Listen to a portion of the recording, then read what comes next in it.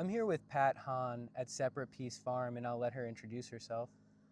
Hi, I'm Pat Hahn. My husband and I purchased this farm back in 2001. It was in total corn production at that time.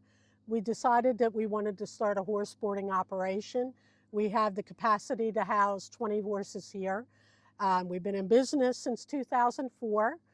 We have about 77 acres here total, about half of it in woods, and then we have our pastures and we do some hay production.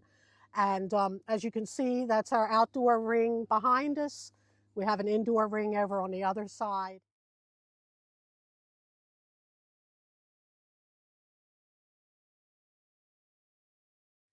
And like everyone else, we were surprised in July to find out that we could possibly be on one of the routes for the transmission line.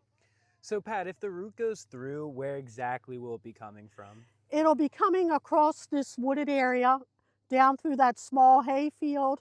It'll run right next to that outdoor ring. It'll come up through this field about where we're standing, across part of this hay field, and then it'll go through the tree line up across two of my upper pastures.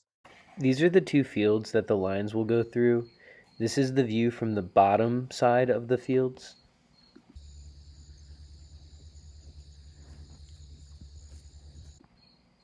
Now this is a view from the top side of the same two fields. The lines will cut through this part right here. I wanted to point out how happy, healthy, and friendly all the horses on this farm were. It's just a testament to how much work Pat and her family put in. The fields were also pristine.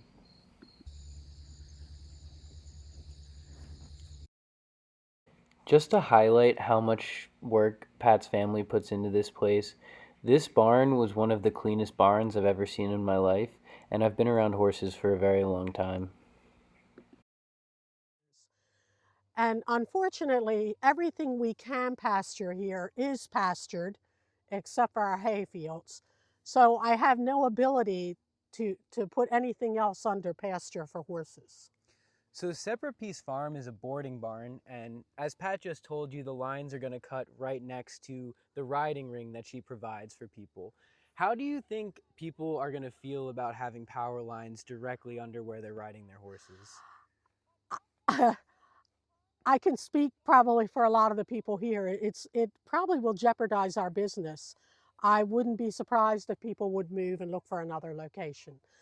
Frankly, even the construction of this, I'm not quite sure what I'm supposed to do with these horses if construction becomes an issue. Where do I put them? Anybody that's worked around horses know that there's a certain degree of safety concern and a structure of that size, that magnitude. And to come right next to my outdoor ring. And there's really no place to even relocate that without going into existing pastures. So I think this also ties into having horses under. Well, first, let me say, are we going to be able to keep fences up while they're doing construction? I think that's a valid point that you bring up. Will the ring be able to stay up while there's construction? Will the fences be able to stay up? What kind of equipment's going to be going through? Are they just going to bulldoze it over? Are they going to pay you for it? Are they going to reconstruct it? I think these are all valid questions to ask. I think that the second thing I want to touch on is your boarding barn. It's going to go through your horse fields. People do people want to board their horses under power lines? I think part of the reason people come here is because it's so beautiful. Is that correct? It's peaceful, it's quiet back here.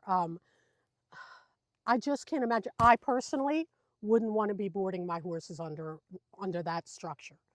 Um, I even wonder about we have water lines and electric lines to all these fields. You know, they're going to be crossing over all of that as well. So it's got to all be relocated. Um, and there are people that take lessons here.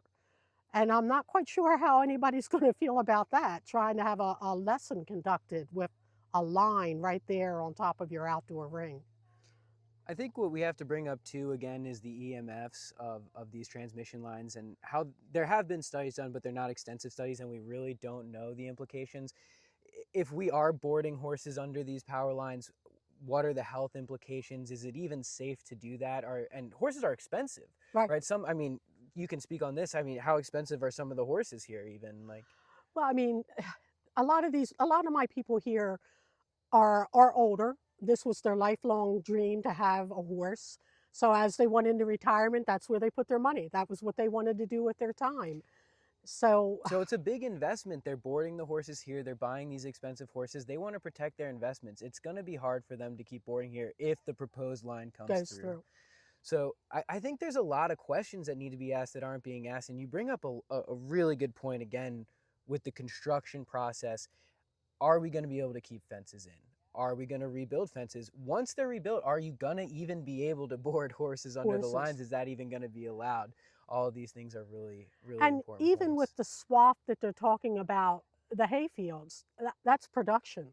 That's lost production, which means now I have to buy more hay. Um, and how long is it going to be before the hay is, before I can generate another crop again? You were mentioning earlier that you were voted into the Bay. In 2013, our farm was recognized for conservation farms. The program's now called Bay Friendly Farms, and we're a member of that, one of the few horse farms that was accepted into the program.